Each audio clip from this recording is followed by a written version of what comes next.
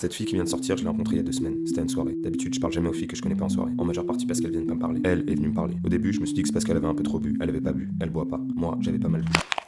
Aujourd'hui, elle part pour la Roumanie. Elle est venue à l'instant me le dire. Elle veut que j'y aille avec elle. Maintenant, je me rappelle. Elle m'avait dit à cette soirée qu'elle rêvait de partir faire de l'humanitaire, que si elle ne le faisait pas maintenant, elle le ferait jamais. Je suis toujours impressionné par les gens qui font réellement ce qu'ils disent compter faire. Je peux encore la rattraper. Un ami l'attend en bas pour l'emmener à un car, en partant du principe que mon passeport et ma carte bleue se trouvent dans mon sac et que mon sac se trouve à mes pieds. Si j'arrive à descendre les 5 étages en moins de 30 secondes, ça me laisse à tout casser 20 secondes pour me décider. À vrai dire, il y a qu'une seule chose qui me retienne.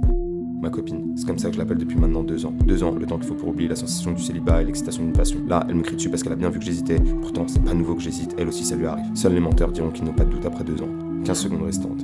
Il me faut une pause, il faut que je reprenne mes esprits. Il me faudrait une cigarette.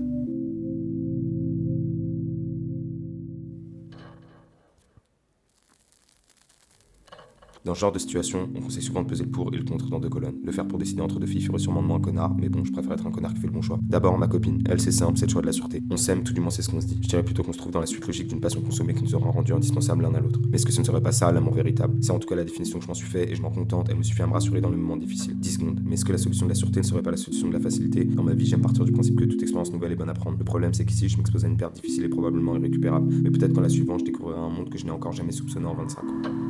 5 secondes. Arrête de crier s'il te plaît, tu crois vraiment que ça va m'aider à me rappeler pourquoi je suis avec toi? Au contraire, je déteste quand on se crie dessus, ça arrive bien trop souvent et pour bien trop rien, ça nous fait juste mal. Est-ce que le couple qui soigne plus de blessures qu'il n'en crée est un mythe? Ou est-ce que c'est simplement moi qui ai pris l'habitude de voir les choses du mauvais côté? Est-ce que cette fille me fera découvrir une alternative? Est-ce qu'il est nécessaire de réfléchir autant pour ce genre de choses? Est-ce que ce ne serait pas ça mon problème? Est-ce que ce ne serait pas moi le problème? Faut que j'y aille, c'est maintenant ou jamais.